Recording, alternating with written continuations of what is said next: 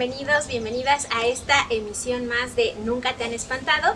Yo soy Aida Chacón y en esta ocasión les traemos una emisión desde una nueva locación que es el Panteón de Xilotepec. Y bueno, pues estamos aquí en Xochimilco grabando desde este bonito lugar, un lugar tradicional, mágico, espectacular. Y bueno, traemos a una invitada especial que es Erika Villalobos.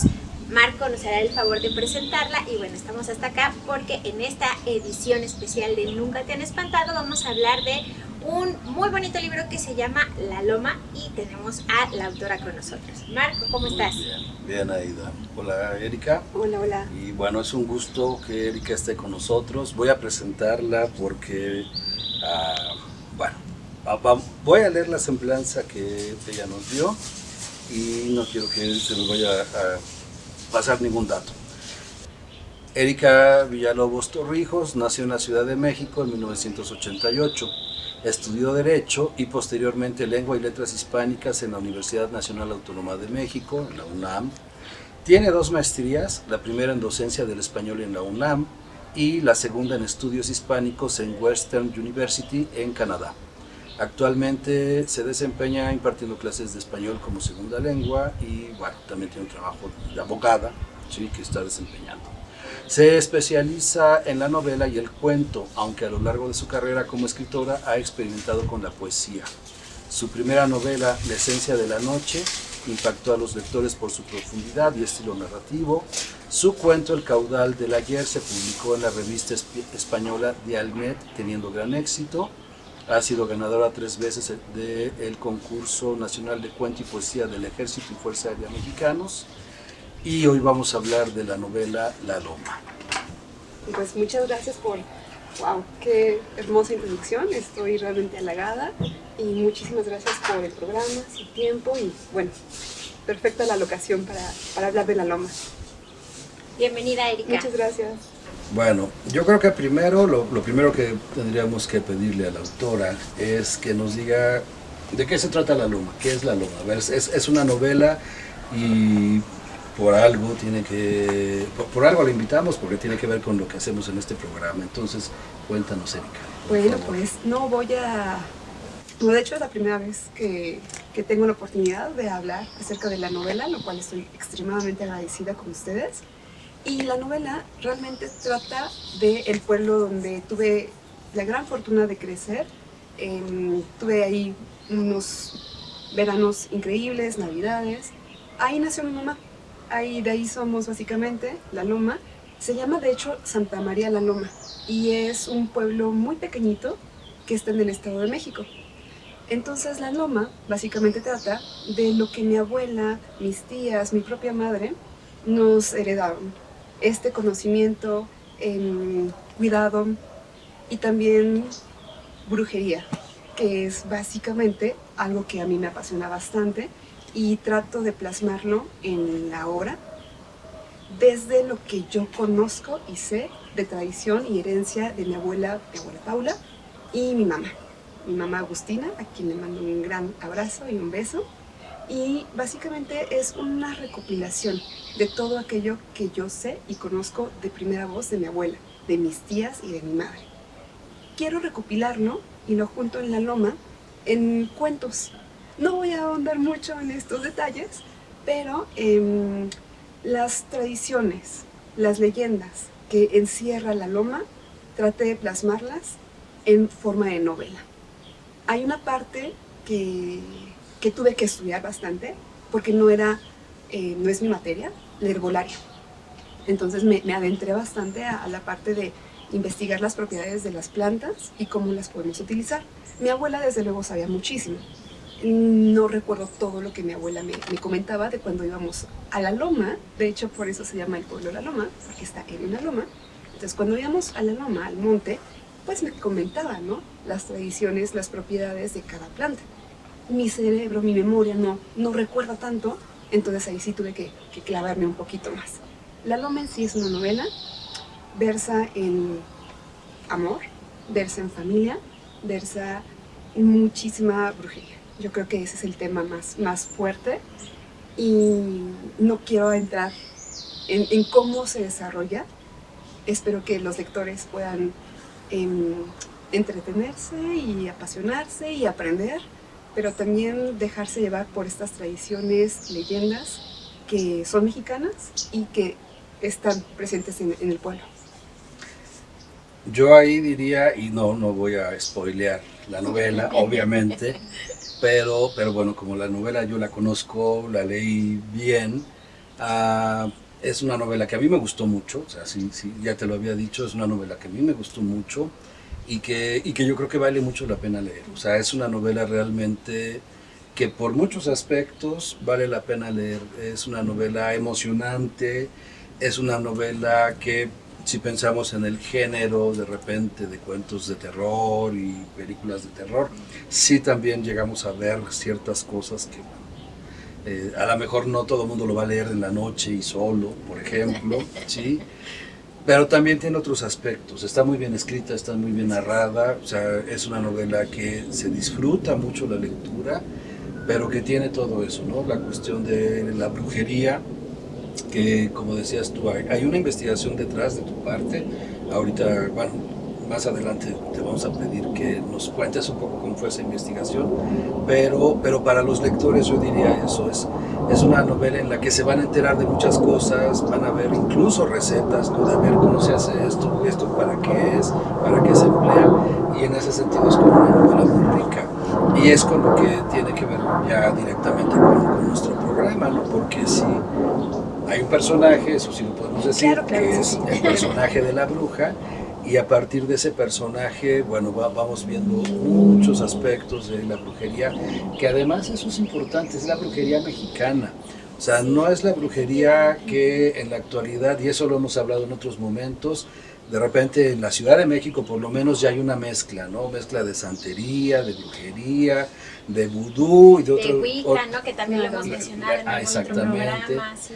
Y en este caso no, creo que eso lo que tenemos es se nota una tradición de brujería mexicana que tiene que ver directamente con el lugar, con la loma y con lo que tú pudiste ver y saber de chica, por ejemplo, ¿no? Sí. Entonces, bueno, todo eso yo creo que vale la pena mencionarlo y me parece que es un logro de la novela que tiene todos esos aspectos, además de la historia de amor, y bueno, las historias de amor, porque hay varias historias que aparecen y que uno se emociona y va leyendo y quiere saber más. Entonces, bueno, eso diría yo de manera general, sin contar más de la historia.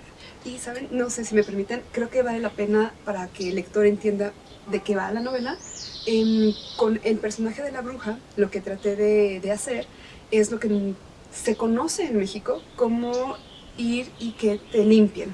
Es decir, hay una persona, una bruja, a la cual se va y ella nos limpia, depende del problema de cada persona. No todos tenemos los mismos males ni dolores. Entonces la persona, la bruja, ella nos limpia o hace lo que ella necesite o considere pertinente. Justamente esto es lo que traté de hacer, que cada capítulo sea un cuento. Desde luego hay un personaje central que, como bien dices, es la bruja, pero está dividida a manera de cuento, para que también sea la persona la que acude a la bruja, a la noma, y ellos, el problema, el dolor, sea del cual se va a tratar cada cuento. Entonces es más o menos la distribución, aparte de que sí hay un hilo conductual con el cual empieza y con el cual va a seguir la novela, se va a desarrollar, pero bueno, de forma general. Claro, y fíjate que esto que mencionas sobre la tradición, bueno, algunos elementos, por ejemplo las bolas de fuego, ¿no? Que es con lo que abre la novela, que lo hemos visto y que lo hemos rescatado en otros relatos que nos han enviado, que hemos nosotros compilado en algunos otros programas, pues son elementos de la tradición que están ahí y que están en otros espacios, en otras regiones, y que también son elementos tradicionales mexicanos, y que esto también lo mencionamos en otros momentos, ¿no? Elementos que están en la tradición mexicana y que no están mezclados con otras tradiciones, ¿no? La brujería mexicana nos está mostrando ahí sus raíces, Y esto es bien interesante porque la tradición mexicana, a veces ya mezclada con otras tradiciones, pues tiene otras manifestaciones. Y aquí no, aquí ya la estamos viendo nuevamente en sus manifestaciones como más mexicanas, ¿no? Sí, sus como en un elementos. contexto original, autóctono. Exacto, muy original. Eso está bastante interesante y veo cómo tiene esta relación con otras tradiciones, con otros elementos que ya hemos revisado en otros programas, y hoy fui viendo, ¿no?, cómo aparecen estos elementos de las brujas tradicionales, que hacen limpias, que ya las hemos visto, que incluso las vemos en otras novelas, en otra literatura también. No sé, yo recordé esta novela de Fernanda Melchor, la de Temporada de Huracanes, que también es una bruja, que es otra bruja y es otra la narrativa de esa bruja, pero es otra bruja que también hace limpias y que otra cosa le pasa, pero es una de estas brujas, ¿no? Como las brujas de allá de Veracruz, pero este es otro pueblito tradicional, es otra el desenvolvimiento de la bruja, pero aquí está una bruja tradicional como está en otros elementos, en otras comunidades, y que sí son personajes muy importantes en las diferentes comunidades tradicionales de nuestro país, pero se desarrollan de manera distinta. Y yo creo que además, como decías tú, no sé si quieras, porque eso lo comentabas tú hace un momento, no nada más tiene que ver con las tradiciones, por ejemplo, de la magia, la brujería, sino también con la estructura familiar y todos esos aspectos que también son como muy tradicionales y que encontramos, yo creo que sobre todo en un contexto latinoamericano, pero no sé si querías tú comentar eso. Justo, sí, la estructura familiar y como antes de que empezáramos con esta parte de la grabación, yo les decía, o sea, cuéntanos porque yo creo que lo refleja muy bien esta novela, la importancia de los personajes femeninos y la tradición, la unión familiar, la tradición oral, los lazos familiares que se construyen, ¿no?, a partir de la figura de la mujer y los diferentes roles que juega la mujer en esta sociedad, ¿no?, en estas sociedades tradicionales, y que esto va cambiando. Por supuesto que el rol de la mujer es muy importante en las diferentes sociedades, pero aquí tenemos una sociedad tradicional que ya nos está mostrando la importancia de los roles de las mujeres, ¿no?, y cómo las mujeres están mostrando cuáles son las estructuras sociales y la importancia de esos roles femeninos en las estructuras sociales, familiares y demás. Muchas gracias por tocar ese tema. Sí, totalmente estoy de acuerdo. En la Loma existe la tradición oral, pero está básicamente centrada en lo que la abuela le cuenta a la madre, la nieta. Toda esta tradición oral que plasma en la Loma es a través de las mujeres. Hay una jerarquía, un respeto absoluto hacia la abuela. Es impresionante, y es justamente el rol femenino el que traté de plasmar justamente con lo que yo crecí y la importancia de la mujer en la sociedad. El conocimiento que se da de forma oral a partir de la mujer es importantísimo. Entonces, hoy por hoy, lo que se conserva es gracias a la tradición oral que ha ido de generación en generación por las mujeres, básicamente, ¿no? Entonces, eso también es algo que me da mucho gusto de que se vea en la novela, porque justamente era la intención. Sí, claro, y por ejemplo el conocimiento de la herbolaria, que esa es otra de las preguntas que yo creo que ya estamos ahí, ¿no? Ya hay que hacerla, ya hay que plantearla. Este conocimiento o esta investigación, cuéntanos cómo haces esta investigación, que yo creo que también es muy importante a la hora de construir una novela. Las partes que son este resultado de la investigación, el acercamiento a este conocimiento ancestral, el producto de la investigación, ¿cómo haces tu investigación, ¿no? ¿Cómo te acercas nuevamente a estos temas? ¿Cómo le haces para plasmarnos ahí este resultado de una forma que también, pues sí, es resultado de la investigación, pero ahí se vuelve otra vez oralidad y ahí se vuelve novela, ¿no? Totalmente. Muchas gracias por la pregunta. De hecho, justamente de la herbolaria nace la idea de la Loma. Estaba en su casa, y justamente recordé a mi abuela Paula. Cuando a ella le dolía la cabeza, se ponía hojas de ruda al costado, una de cada lado, de cada 100. Que les llaman chequeadores. Bueno, mi abuela no le llamaba así, nada más se ponía ruda Y la recuerdo Ujú. vivamente. A partir de ahí me empezaron a llegar más ideas, más imágenes de mi infancia con mi familia, con mi abuela, y las quise plasmar. Justamente la primera imagen después que me llegó fue la de las bolas de fuego. Cuando estaba con mis primos y todos en la noche, en la loma, sin realmente iluminación ni nada, alumbrado en la calle, nos reuníamos alrededor de una fogata y empezábamos a contar las leyendas que están en la loma, en el libro. ¿Tú llegaste a ver las bolas de fuego?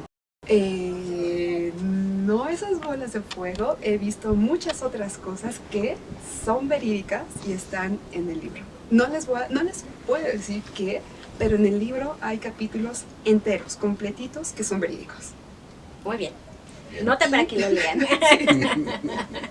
Entonces todo esto me empezó a llegar y la herbolaria fue clave. Entonces empecé a investigar ya por mi cuenta en manuales de herbolaria y en manuales que yo encontré como herbolaria prehispánica, herbolaria azteca. En verdad, manuales que yo creo que hoy en día cualquier persona los encontraría en una librería de viejos y no les pone atención. Esos manuales yo los recopilé, los junté.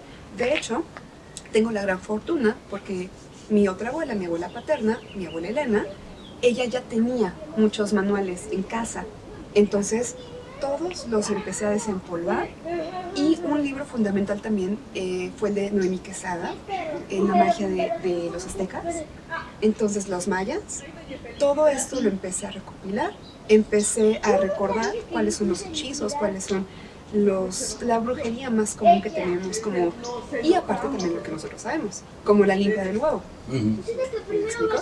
La pulsera roja, el ojo de venado.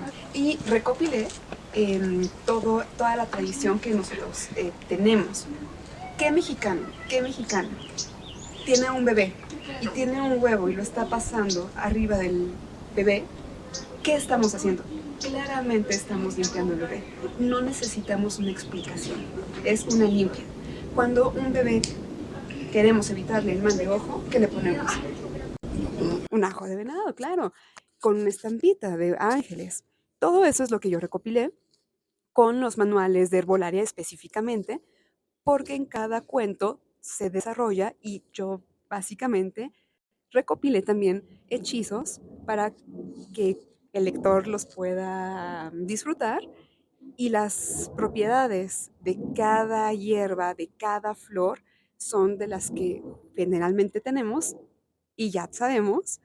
Por ejemplo, la bugambilia, para el té que nos sirve para el té de la tos, todo esto, más la investigación que ya yo hice por mi lado, por los manuales de muchos, consulté muchísimos manuales, entonces eso sí. ¿De brujería, de hechicería? No, de herbolaria. Ah, de herbolaria. Solamente herbolaria. Los hechizos son otra cosa. Los hechizos, unos son de los que podemos conocer elementos que como mexicanos y mexicanas creo que tenemos a la mano, como les comentaba, la limpia con ruda.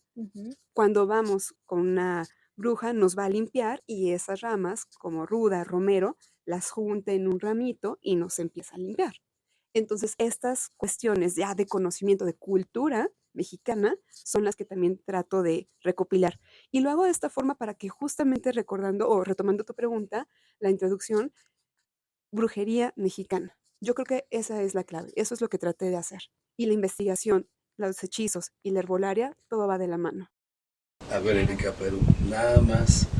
En el libro hay recetas, vamos a llamarlo recetas, que son muy complicadas, muy especializadas y que ya no es de nada más pasarnos un huevo así al bebé. Ya no son las tradicionales. No, sí, que no, se sabe no es todo como el lo que mundo. todo el mundo sabe. Esa investigación, ¿cómo fue? Parte y, bueno, es que me ponen en jaque ustedes. Parte y parte. Parte es de cuando yo he ido con brujas a que nos hagan una limpia, que nos quiten el mal de amor, el corazón roto, que nos abran las puertas. Y partes son intuitivas. Son cosas que yo pienso que podrían ayudar. ¿Eres una bruja natural? Uy. Esa es una pregunta muy directa. Pues estamos ya en ese terreno. Uy, buena pregunta, cambio. No hay problema, no hay problema. ¿Quieres hacer otra pregunta, Ida? Pues ya esa pregunta, Algo ya más me quedé propio, con la, sí, ya una me pregunta quedé con la duda. más prudente que la mía. A ver. Pues, no sé, ya me dejaste a mí también con esa duda. Bueno, yo te preguntaría también en cuanto al aspecto literario. Vamos a hablar del aspecto literario. ¿Tuviste algún modelo literario en el que pensaras cuando estabas escribiendo tu novela? Modelo tal cual no, pero yo creo que todos los que leemos, nos gusta la literatura, ya tenemos ciertas preferencias. Mi preferencia indiscutiblemente es el cuento. Creo que lo mío, me encanta el cuento. Entonces lo que traté de hacer fue fragmentarlo y por eso cada capítulo está como si fuera un cuento. Pero en la historia, que es el hilo conductual, sí tiene un desarrollo psicológico clarísimo de la bruja, Sí, que claro. es el personaje central. No puedo decir que no tenga elementos de lo que sabemos, ¿no? Del mundo literario en el que estamos sumergidos. Creo que sería irreal que cualquier persona diga, no, yo no. Por ejemplo, ¿quién no recuerda este tipo de estructura? El hombre ilustrado de Ray Bradbury. Creo que todos, ¿no? Entonces, este tipo de estructuras ya existen, pero no, definitivamente cuando yo plasmé La Loma, no era la intención, pero fue lo que dejé que fluyera, dejé que fuera tomando camino. Y afortunadamente el resultado es este híbrido donde sí hay cuentos, pero también hay una novela. Es indiscutible eso. Sí, hay un marco narrativo y las historias que se van engarzando un poco, aunque no es lo Ajá. mismo que como Las Mil y Una Noches. Claro, por ejemplo. Sí, El Collar de la Paloma, etcétera. Una cosa que no dije es que Erika fue estudiante mía en la UNAM y de ahí es de donde la conozco, entonces conocemos su formación literaria, ¿no? Muy bien. Bueno, pero no pensabas tú en algún autor entonces en particular. Yo esa duda, nunca te lo pregunté, pero esa duda me quedó.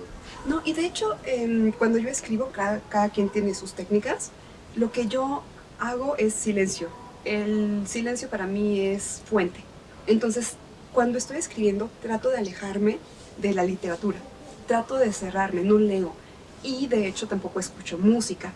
No quiero sentir que mis emociones están guiadas por algún factor externo. Necesito sentir que soy yo la que está dándole forma a esta creación. Entonces, este periodo dejo de leer y este periodo trato de apartarme de la música incluso. Entonces, es mi técnica.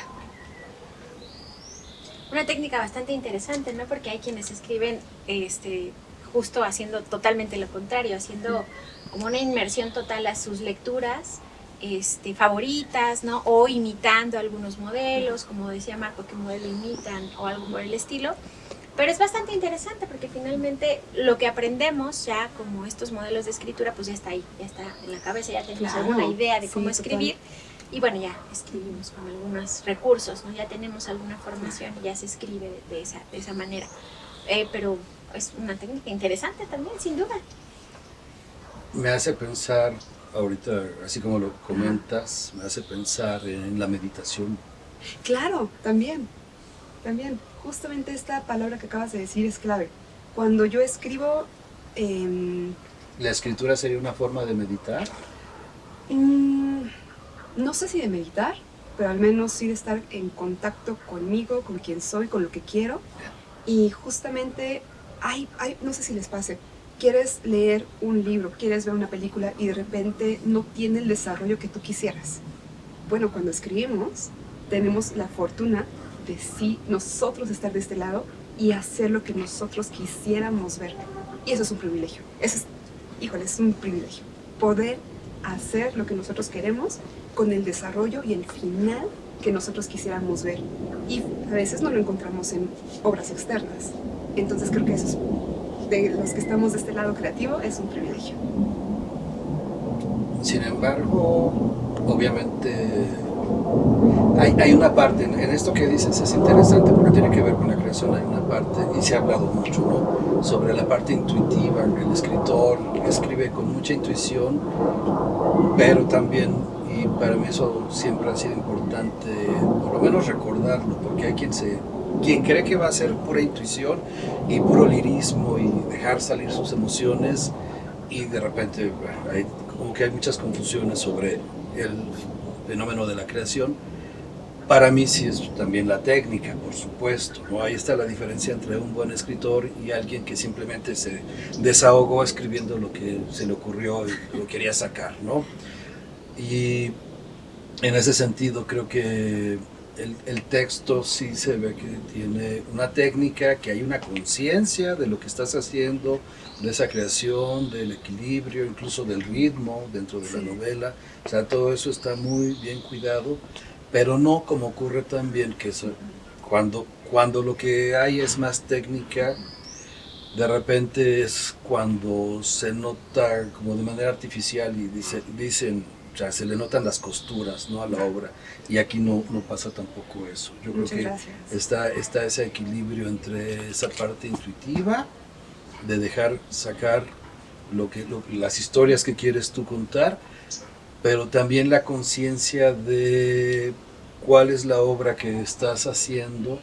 Y por ejemplo, una de las cosas que ya habíamos hablado en algún momento es que la novela nos da como un panorama de lo que es la brujería actualmente en la sociedad, porque el hecho de que haya capítulos que se dedican a determinados personajes, en ese sentido la novela, y eso ya lo habíamos hablado en algún momento, te lo había comentado yo, es como un panorama, y no voy a decir como si fuera un trabajo sociológico, pero sí es un poco eso, el hecho de que cada capítulo va enfocándose en un personaje determinado y que al mismo tiempo la novela es como un desfile de personajes que nos da una idea de cuál es el lugar, digámoslo así, el lugar de la brujería en la sociedad mexicana actual, ¿no? Porque la vemos en diferentes grupos sociales. De repente tenemos el prejuicio de que es nada más en un grupo social, y no es cierto. No, no es cierto. O sea, lo encontramos en muchos grupos sociales. Ya hemos hablado de los políticos, por ejemplo, políticos de muy alto nivel que están recurriendo a la brujería. Y aquí es un poco eso, ¿no? Como ver todos esos personajes que en la sociedad mexicana actual pueden en algún momento acercarse a eso. ¿Era un poco tu intención cuando lo hiciste? Totalmente. Cada cuento tiene un personaje, es distinto y la intención justamente es distinta. Hay distintos personajes con distintas necesidades, con distintos dolores, con distintas ambiciones, que justamente eso es lo que pasa cuando las personas van y quieren un trabajo de brujería. Habrá personas que quieren brujería blanca, brujería negra, de distintas cualidades, características, y dentro de todo esto hay distintos personajes que representan a un tipo de grupo social.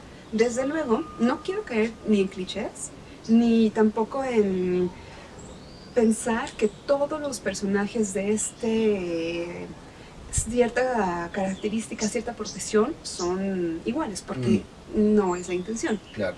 Cada personaje trate de hacerlo humano, trate de hacerlo con sus propios sueños. Entonces, sí, claro, hablamos de un sector, pero no trato de generalizar, claro, porque cada persona es diferente. Cada persona tiene sus propios dolores.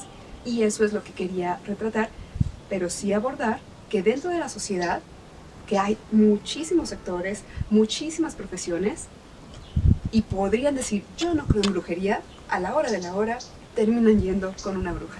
O terminan creyendo parcialmente.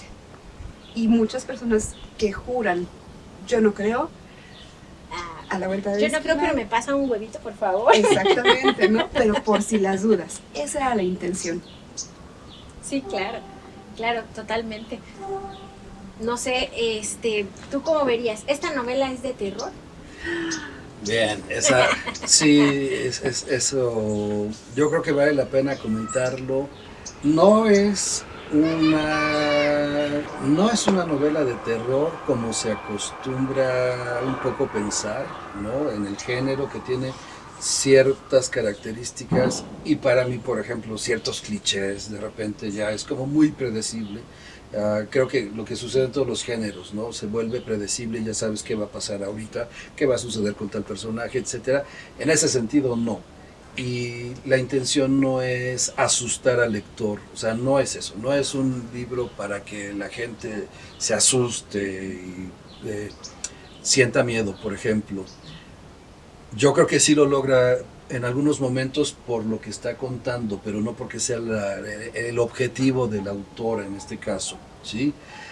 Creo que más bien, y es la discusión en la que, bueno, en algún momento también hemos tenido, puede ser eh, más bien una novela como lo que es lo real maravilloso, ¿no?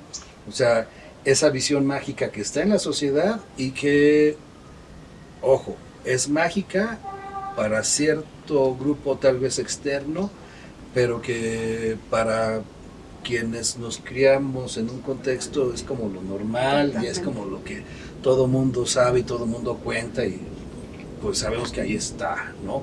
Es un poco eso, ¿no? Yo creo que eso sería, pero no sé tú.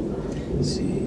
Sí, ¿no? Justamente estábamos hace rato discutiendo eso, si es algo como realismo mágico o sí, realismo mágico o lo real maravilloso. Y Que ya Carpentier se ha encargado de pelearse con eso, nosotros no lo vamos a hacer, pero yo también creo que es como parte de lo real maravilloso. Sí. Justo por los elementos que ya Marco ha expuesto, es parte de lo cotidiano para mucha gente de estas latitudes, ¿no? Lo real maravilloso constituye parte fundamental de nuestra cotidianidad, de lo que sí existe para nosotros en la realidad, ¿no? De lo que constituye parte de los elementos naturales de nuestra cultura y de nuestra tradición, que esa es la diferencia, la gran diferencia es que no es algo que está inventado ahí, sino que es parte de nuestra realidad. Y algo que le comentaba yo a Erika, bueno, cuando terminó la novela, que un poco yo vi ese proceso, estábamos como muy emocionados de que la novela ya la había terminado, ya se había publicado. Y algo que le comentaba es que yo sí me la imagino como película, o sea, justo yo sí me la imagino como película. Y un poco, por ejemplo, ahorita para continuar con el problema del género, no hemos tenido mucha suerte con las novelas de lo real maravilloso, ¿no? De la literatura latinoamericana que se llevan al cine y de repente en ese paso como que terminan siendo unas películas muy raras y bueno, no ha pasado con obras anteriores, pero la novela, yo le decía a Erika, sí me la imagino yo como película, o sea, sí me la puedo imaginar como película. ¿Vas a hacer el guión de la novela? Buena pregunta. Sí, tengo planes, sí quiero hacerlo. No sé si película o a lo mejor una miniserie, porque está dividida en cuentos. Me gusta más eso. Y hay algunos cuentos donde se profundiza mucho en los personajes, en qué pasa, por qué la persona va con una bruja para solucionar su problema. Y creo que eso es muy interesante también de explorar. Tal vez una película sería un poco corto, poder, sí, definitivamente. Pero una miniserie tal vez. Ahí te vamos, Netflix. Bueno, Erika, yo creo que ya quedan cosas pendientes, pero dejamos que a los lectores mejor vayan directo a la novela.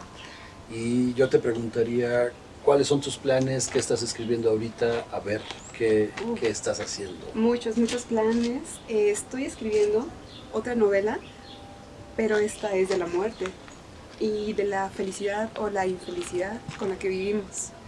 Y hasta yo puedo decir. Pero sí, ya viene en camino.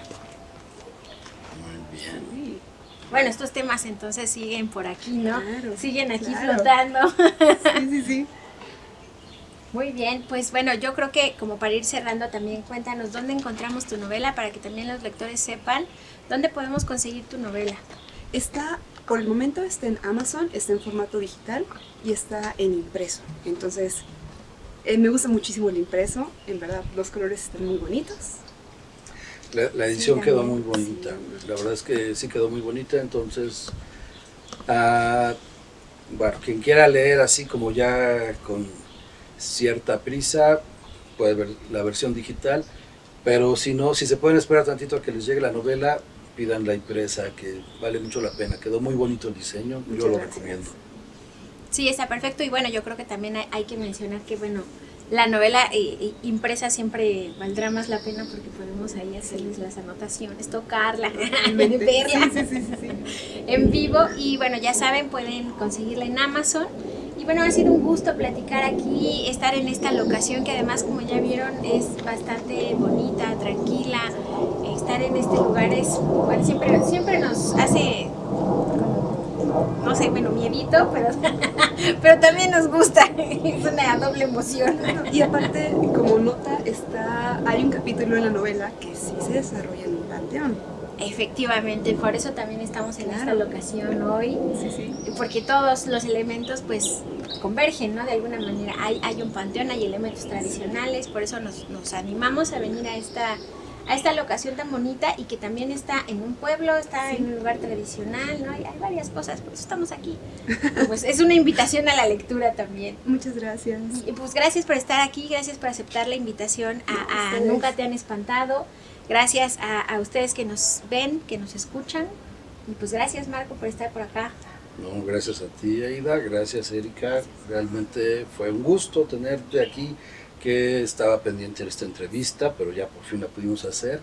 Y bueno, para que nos envíen también sus historias, preguntas, comentarios, sugerencias sobre temas a nuestro correo, si quieres darlo tú, Aida. Claro que sí, escríbanos por favor a narrativasdiversas@gmail.com o a través de, ya saben, la página de Facebook que también se llama Nunca te han espantado. Y pues déjenos sus comentarios en este video. Si ya leyeron la novela, pues también regrésense a dejar los comentarios, qué les pareció la novela. Y ya saben, pronto saldrá algo más de la escritora. Erika nos estará compartiendo también Claro que cuando sí, ya muchas esté gracias. lista su siguiente novela. Ojalá que la podamos también entrevistar al respecto. Y bueno, gracias por estar con nosotros. Hasta Gracias. pronto.